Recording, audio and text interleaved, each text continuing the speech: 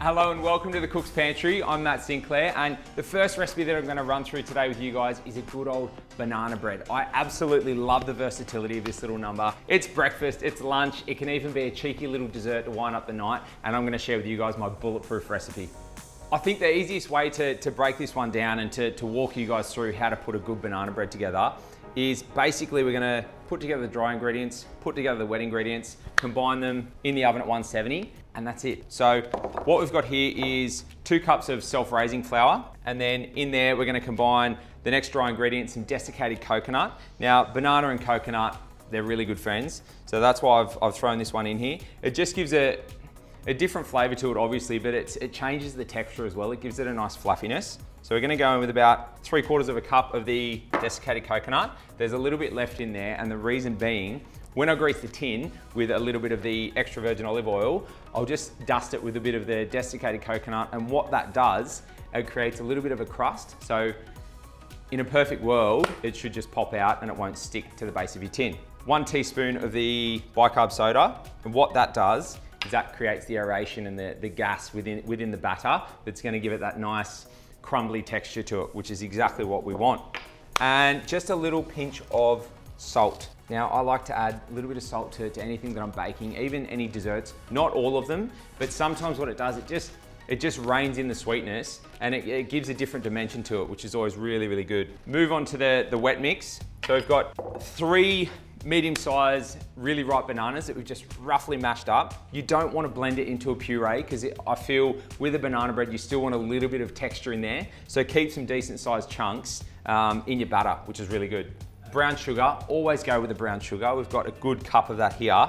Get that in. If you don't have brown sugar, if you've got caster, you always want to throw a bit of molasses in, and that's readily available in your supermarket, but it just gives it that depth and that richness that a banana bread is crying out for. And we're working with an extra virgin olive oil, but it's a lighter style. So it's not all about imparting that olive oil flavor, but it's a really, really versatile oil to work with. So we're gonna put a decent cup of that in there. And then the final one, a couple of eggs. So we'll just crack them in.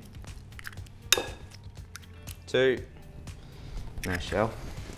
And what we're gonna do here is mix all this through, and you'll get it to the point where it will basically emulsify. So we've worked the oil, the sugar, the banana and the eggs all together. All right, so as you can see, that's emulsified. So you've got all of your wet ingredients to come together there. Now we can go in with the dries, which was our self-raising coconut, bicarb and a little pinch of salt. So just pour those over the top.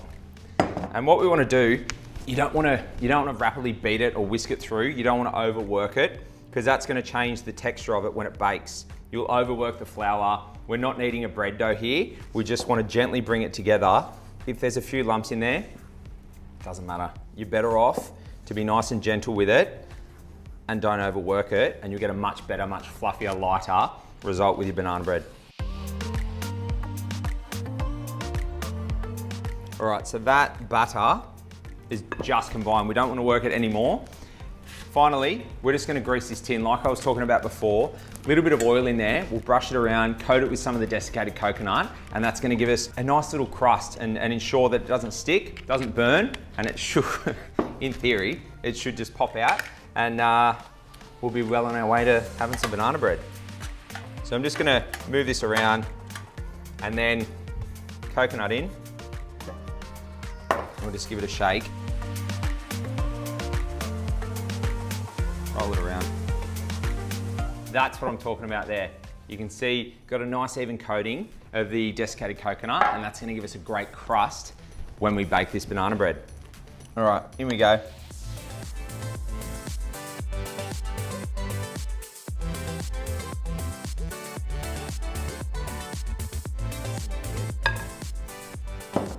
Just give that a quick shake and a tap to settle it. The last thing I want to do, we're just going to top and tail a banana. So this is going to give you more chunks of banana, but also it'll present really well too. Like that. Just bed them in, push them down, and they'll roast up beautifully. So now all we need to do, oven is at 170, and we'll bang it in for about an hour.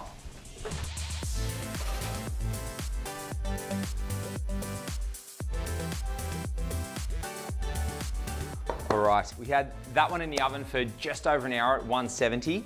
And I guess there's nowhere else to hide. We've got to find out if the coconut crust technique worked. We're gonna have to pop it out and see what we got.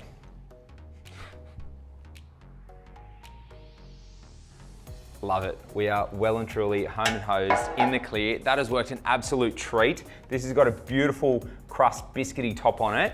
And from what I can tell, it's nice and evenly cooked. So whatever you want to do at home, you've got to have a banana bread. Every household needs one, whether you have it with butter, ice cream, whipped cream. Hey. That is an absolute classic family favorite, bulletproof recipe. Jazz it up, do what you want to do. Enjoy.